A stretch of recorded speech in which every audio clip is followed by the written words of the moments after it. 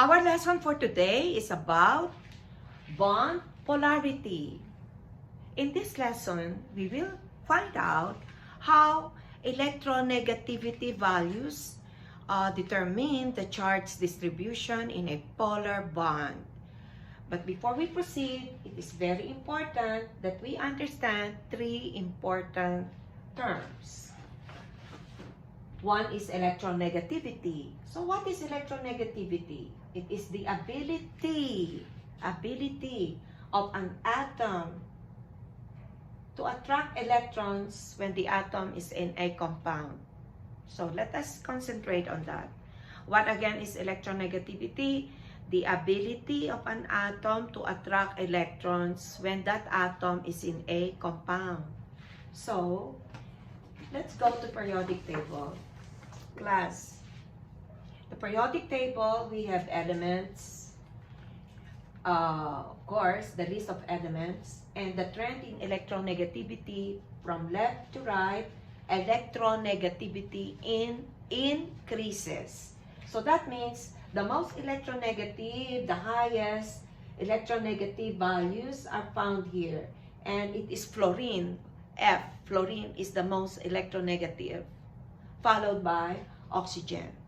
So all elements have electronegativity values. On this side, they are low.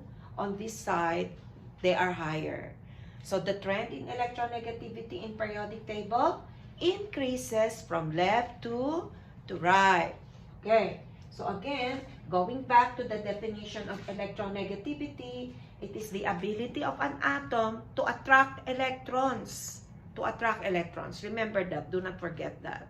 Because you will understand that in an atom, there is a distribution of charges, especially if there is the presence of an atom which is very electronegative.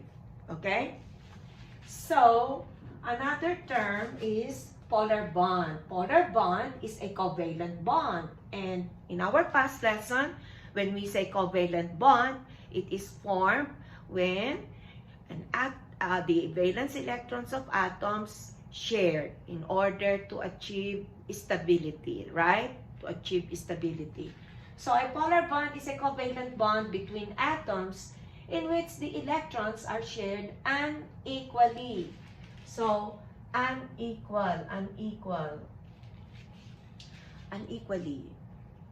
Whereas the nonpolar covalent bond, of course, if this is polar, this is nonpolar, it must be the opposite, right?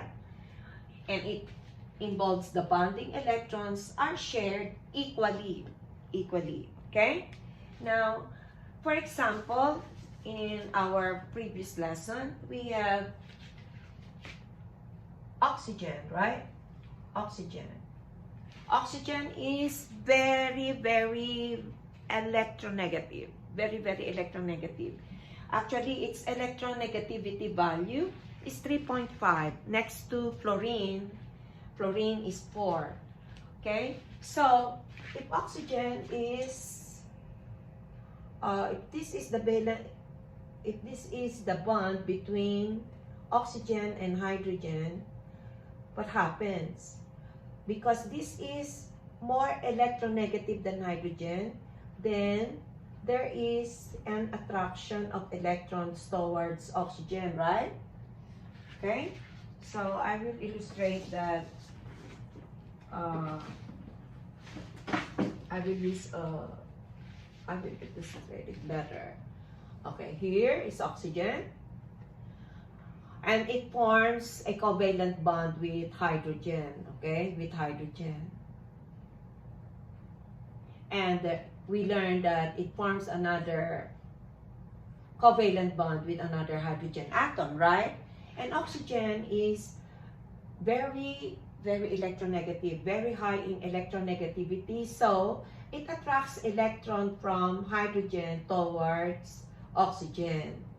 And in doing so, this hydrogen end of the water molecule becomes positively charged.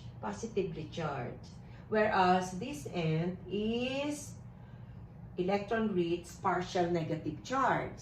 Likewise, on this side, because electrons attract oxygen attract electrons from hydrogen. So this end of hydrogen molecule, of water molecule, is positively charged, and this one is negatively charged. So as you can see, there is an equal sharing of electrons, So this makes the water molecule very polar, right? So polar. And scientists have a table for determining the polarity of bond. Actually, we have here the table. So this is the table of electronegativity differences and bond types.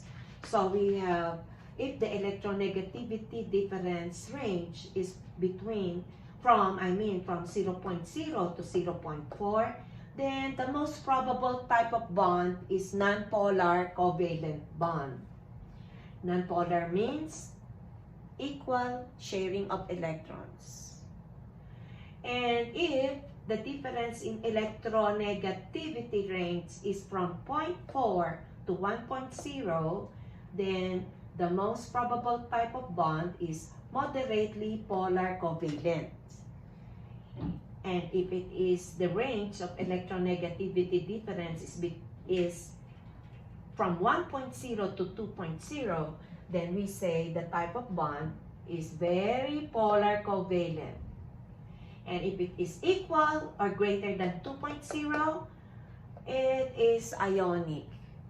So let us see, I have here examples for that. Let us have hydrogen. Okay, let us have hydrogen. Okay, so this is the molecule of H2.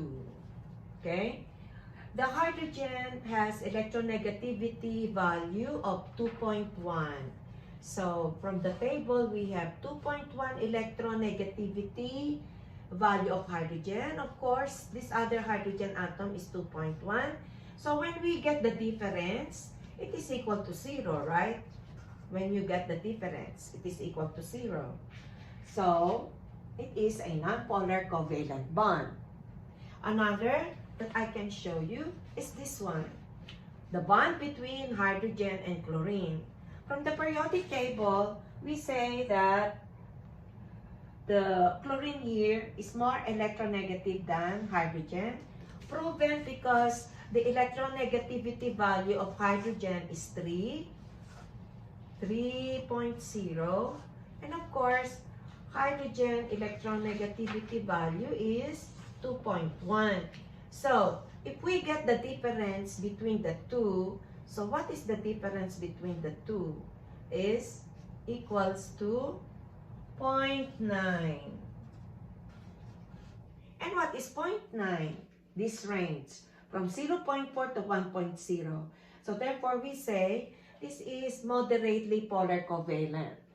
Okay, there is an uneven distribution also of charge. Chlorine, being more electronegative than hydrogen, attracts electron from hydrogen, leaving this hydrogen partially positive, and this one is partially negative charge. Okay, and it is under moderately polar covalent. Okay, I have here an example of another type of bond between hydrogen and fluorine. Again, fluorine is the most electronegative of all the elements in the periodic table. And its value, the electronegativity value of fluorine is 4.0. Of course, hydrogen is 2.1. And of course, fluorine being the most electronegative, more electronegative than hydrogen, it attracts electrons towards itself, again leaving the hydrogen positive charge, and this one is negative charge. And the difference in electronegativity is high. It is 1.9, right? It is equal to 1.9. Therefore, we say it falls under this type of bond because The electronegativity difference is 1.0 to 2.0, and this one is 1.9. So this type of bond is very polar covalent bond. Okay? Now, what about this one? Sodium. The electronegativity value of sodium is 0.7. Okay, this is sodium chloride. Our table salt. This is the formula of sodium chloride, the table salt that we have. And of course, chlorine is 2 point, what is chlorine? I think, 3. 3 is the electronegativity value of chlorine. So, if we get the difference, 0.7, the difference between 0.7 and 3 will give you 2.3, right? So, it is equal to 2.3.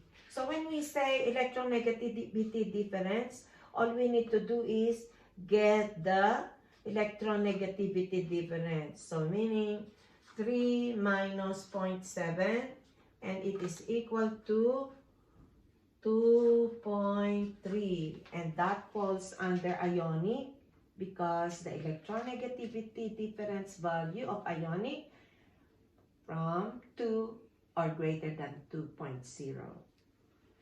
Okay? So, then what do we learn? That the electronegativity difference of atoms in a compound will be able to determine the type of bond. The type of bond.